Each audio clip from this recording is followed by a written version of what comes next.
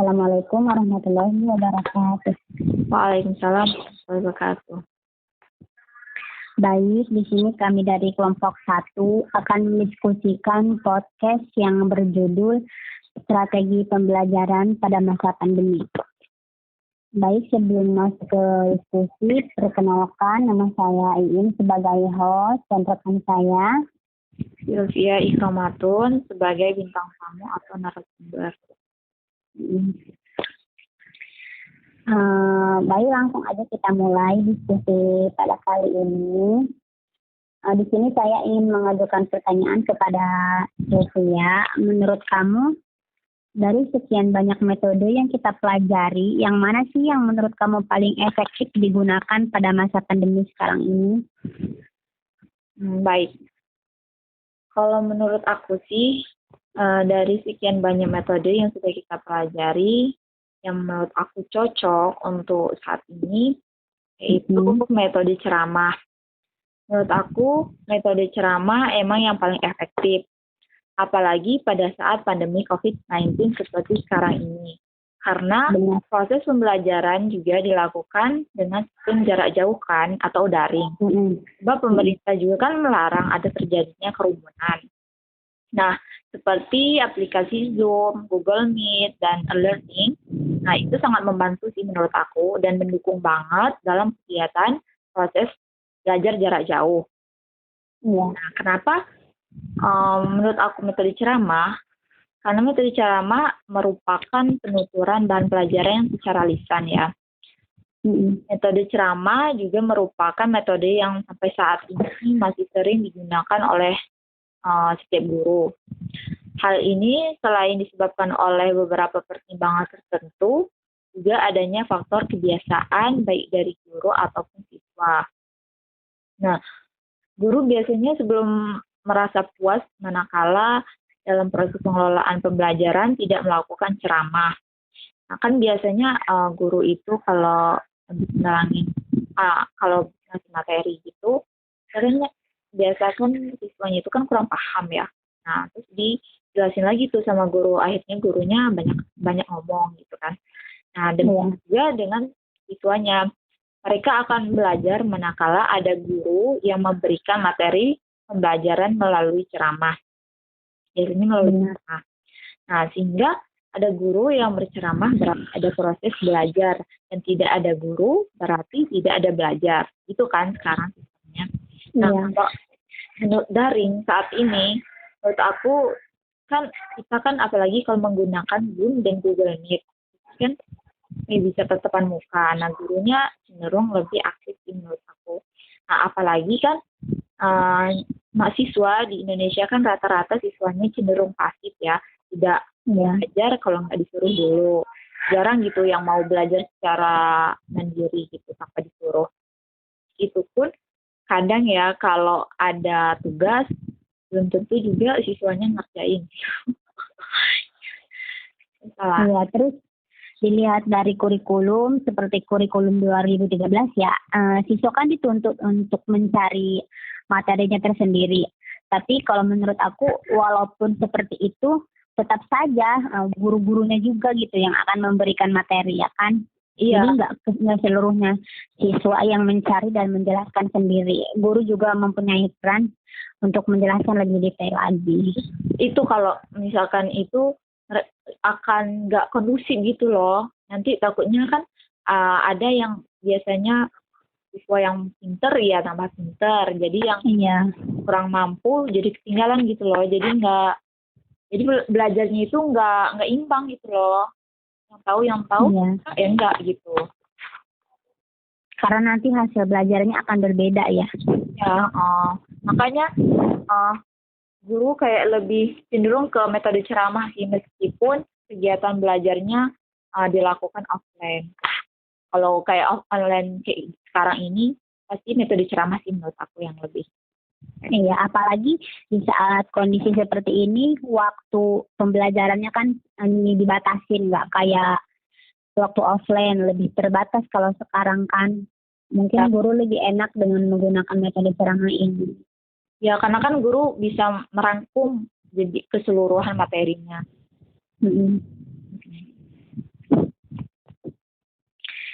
Eh, Selain itu, guru juga biasanya merasa puas kalau misalkan dengan menggunakan metode ceramah, terus ada imbal balik dari siswa saling tanya jawab gitu kan.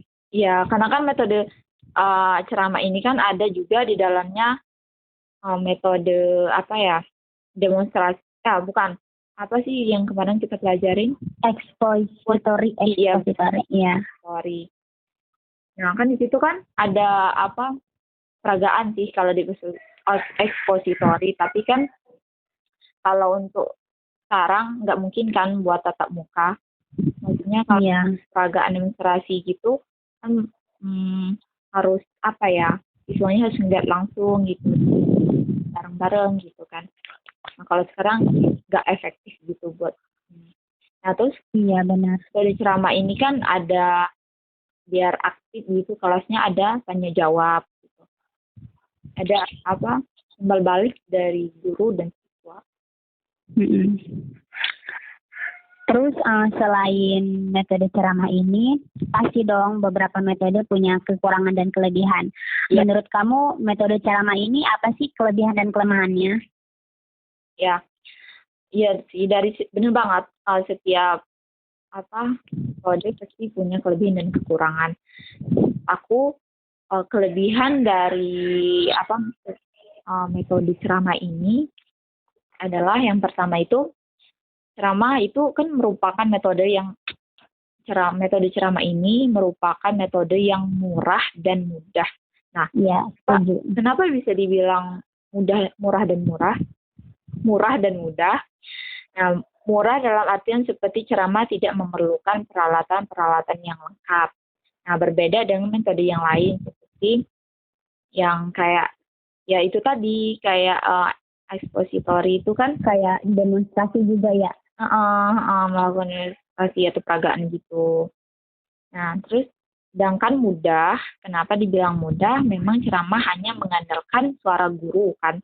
Dengan demikian tidak terlalu memerlukan persiapan yang rumit. Ya, kita nggak cuma ngomong-ngomong aja kan sampai gitu. Nah, terus yang kedua ada juga ceramah dapat menyajikan materi pelajaran yang luas. Nah, itu tadi, karena kan yang yang menguasai waktu, yang menguasai kelas kan guru ya. Jadi itu lebih mudah untuk untuk mengelola materinya gitu. Benar. Selain itu juga ceramah dapat memberikan pokok-pokok materi yang perlu ditonjolkan, seperti guru dapat mengatur kelas dan bisa mengelola keadaan kelas gitu, karena sepenuhnya kelas merupakan tanggung jawab guru yang memberikan ceramah. Iya, benar. Nah, kalau metode ceramah ini bisa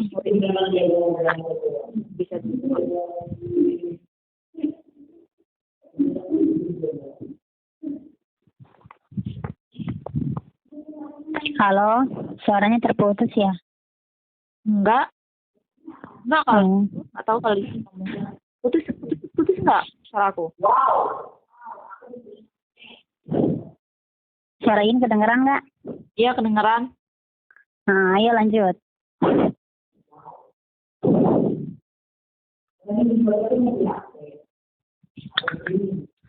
Nah, di samping beberapa kelebihan, kekurangan kan atau kelemahannya. Pasti. Nah, yang pertama menurut aku, materi biasanya yang dapat dikuasai siswa sebagai hasil dari ceramah atau proses belajar dan metode ceramah ini akan terbatas pada apa yang dikuasai guru. Nah, kelemahan ini memang kelemahan yang paling dominan sih biasanya. Sebab apa yang diberikan guru adalah apa yang dikuasainya. Sehingga apa yang dikuasai siswa pun akan tergantung apa yang dikuasai guru gitu. Maksud nggak? Iya, saya paham. Iya gitu. Terus melalui ceramah juga, kekurangannya itu sangat sulit untuk mengetahui apakah seluruh siswa sudah mengerti apa belum. Kadang kan ada siswa yang mudah menangkap apa yang disampaikan guru, ada juga yang sulit untuk menangkap.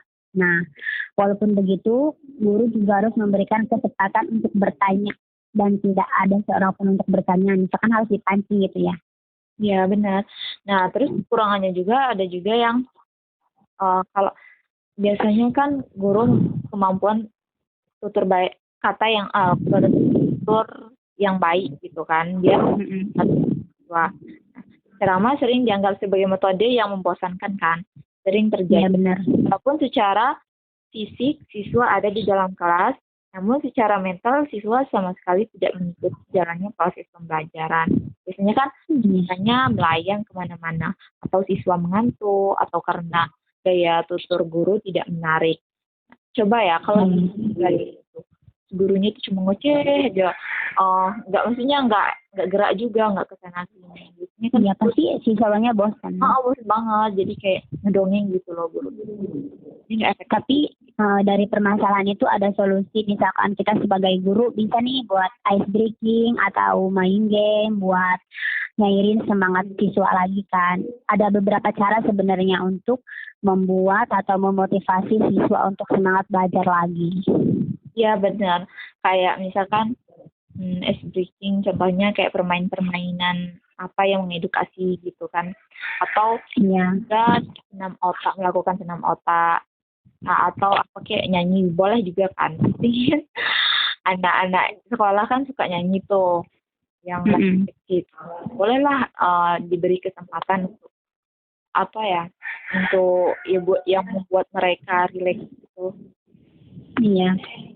Intinya metode ceramah ini guru harus benar-benar pintar mengelola kelas, baik itu menyampaikan materi dari penuturan ataupun solusi membangkitkan semangat siswa. Iya, jadi gurunya harus lebih aktif gitu. Iya benar. Kan kelasnya.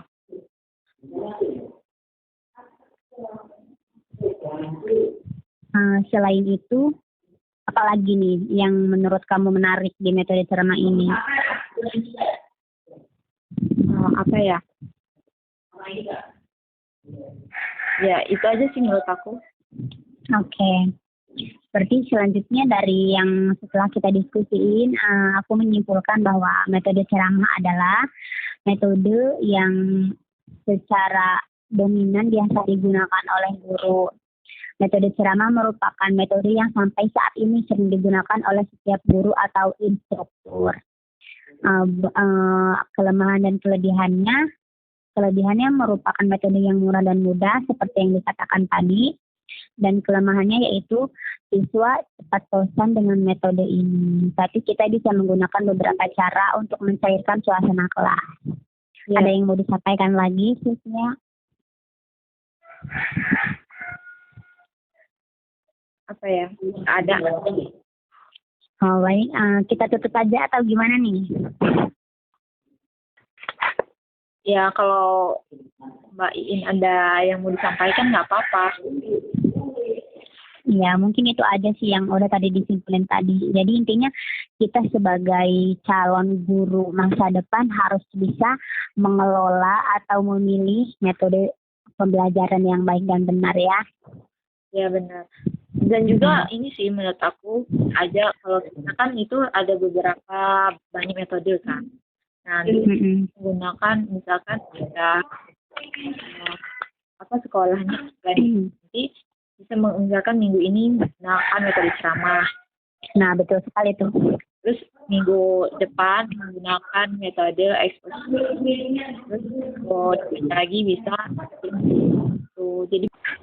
Baik, mungkin kami akhiri diskusi podcast kali ini. Mohon maaf bila ada kekurangan atau salah kata dalam pembahasan. Saya Iin sebagai host mohon undur diri dan rekan saya Sylvia Ikromatun sebagai narasumber atau bintang tamu. Sekian dari kami, mohon kritik dan sarannya. Wassalamualaikum warahmatullahi wabarakatuh. Waalaikumsalam warahmatullahi wabarakatuh. Bye.